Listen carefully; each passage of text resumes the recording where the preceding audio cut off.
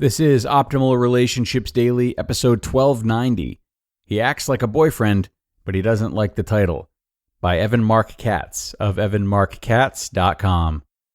Hello, everybody. I am your host and narrator, Greg Audino, and this is ORD, where we seek to learn about relationship building each and every day of the week in about 10 minutes. Really great to have you here once again, and also to have the work of Evan Marc Katz on hand once again. I'll be sharing an exchange between him and one of his readers in the Q&A section of his website about how to proceed when your boyfriend does all the right things, but for one reason or another isn't ready to have the title of boyfriend or girlfriend.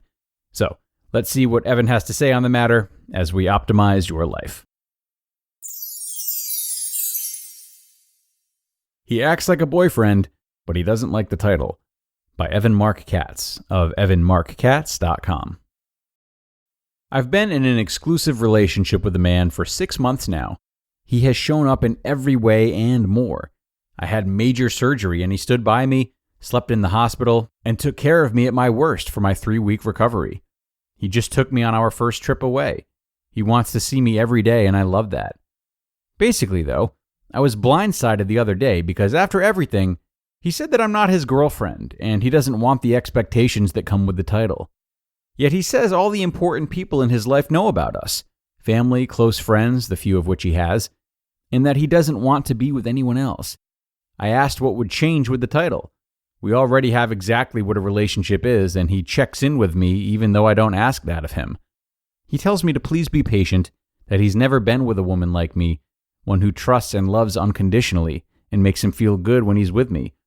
Yet, he says he's not with me with the whole girlfriend-boyfriend thing. I don't know if I should wait and see, since what we have is basically the committed relationship. Until he made the comment that I'm not his girlfriend, everything was great. Or should I move on at this point? Even his friends address me as his girlfriend, and he doesn't correct them. So why can't he say the words to me? Yes, we're exclusive, and everything seemed and felt right. But I feel like he negated everything we've had now, and feel like maybe I shouldn't trust him. I hope you can answer. Thank you. Chris. Dear Chris, I'll admit it, I don't get men like this. If he's acting like a boyfriend, what's the harm of calling you his girlfriend? Beats me. And I can understand why it's mystifying and why you'd be tempted to run. Personally, I'm of two minds about the whole thing, which is why I can't weigh in all that heavily and tell you exactly what to do. But I hope to lay out the pros and cons for you so that you can make an informed decision on your own, okay? Cons.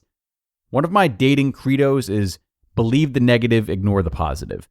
In other words, it doesn't matter what an amazing guy he is if he's told you things like, I never want to be married, I'm too busy for a relationship, I'm not looking for anything serious, and so on.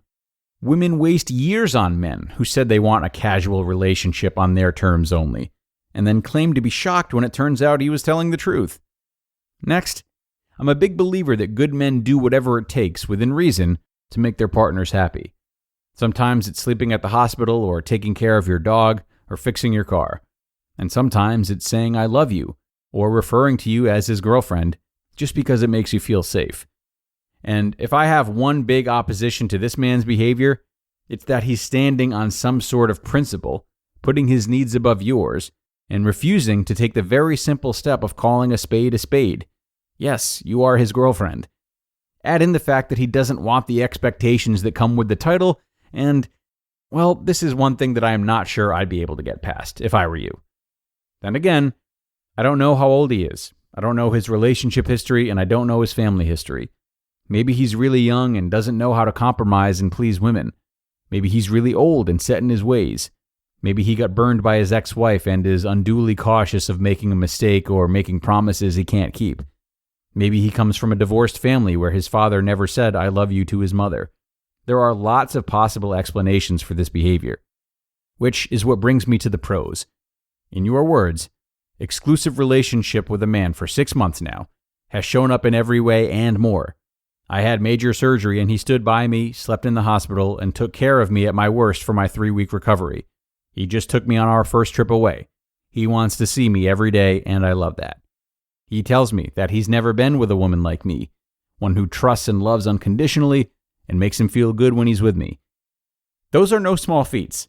In a world where you can consistently hear about the lack of good men, those things are the foundation of your 6-month relationship and the reason that you're agonizing over this man who claims not to be your boyfriend. And I must say, it's entirely possible that he's acting in full integrity, letting you know that he's afraid of hurting you, that he wants to go slow and choose wisely, and that he really does value you and your relationship. He wants to be judged for his actions, not his words. So, what do you do, Chris? I'd have this conversation with him, try to get it on the table, not to negotiate for the title of girlfriend, but to fully understand why it's so important for him to reject the title and the responsibilities when he's already acting like a full boyfriend to you. Make it clear that you're trying to understand him, and let him know that he wouldn't have to do anything different, but it would make you very happy if you could feel safe in knowing that he was your boyfriend. And if, after this conversation, he can't give you this nominal gift of safety, I would highly consider moving on to a man who has the ability to step up and make you safe. It's not that this is a bad guy at all, but rather that you might be waiting your whole life to hear some words that shouldn't cost all that much to say.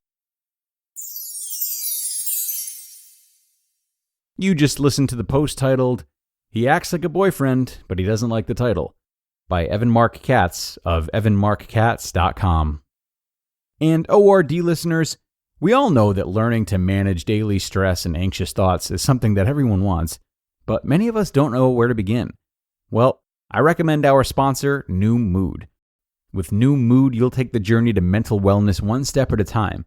Their guided approach teaches you the power of shifting your mindset in just a few minutes a day and helps you in doing it. It's really helped me to be more trusting in myself to handle adversity. And the better I get with this, the less overthinking and exhaustive planning I do, which frees up a lot of my time and a lot of my mental space. But one size does not fit all. You can navigate the program at your own pace for your own struggles, and you will also have the support of a coach along the way. So start to worry less and feel happier by using Noom for just 10 minutes per day. Sign up for your trial at noom.com/ORD. That's NOOM.com/ORD to start your trial today. And another good one from Evan, which we thank him for. As I was reading this, I found myself really hoping he would come to that conclusion. So that was a nice bow tie at the end for me. Whenever there is an inconsistency like this, it's so easy to internalize and to take it personally and act in such a way that we can be sure protects our own needs amidst the uncertainty. But the best partners at any stage of a relationship, which Evan is helping Chris to be, do not keep their defenses up and instead try to lean in so they can learn more about their partners. They don't argue or let their frustrations get the best of them. Instead, they approach their partners from a place of calm and invite them to talk about what they're really feeling underneath.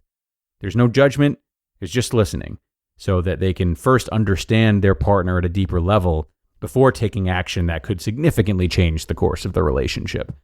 So, if you're in a relationship that you're devoted to being in, then taking this approach is essential. If you're not willing to learn about what your partner is really feeling or disclose what you're really feeling without judgment, then you're not giving yourself over fully. Feel free to do this if you no longer want to be in the relationship with this person, or if you want the relationship to be lacking an important element.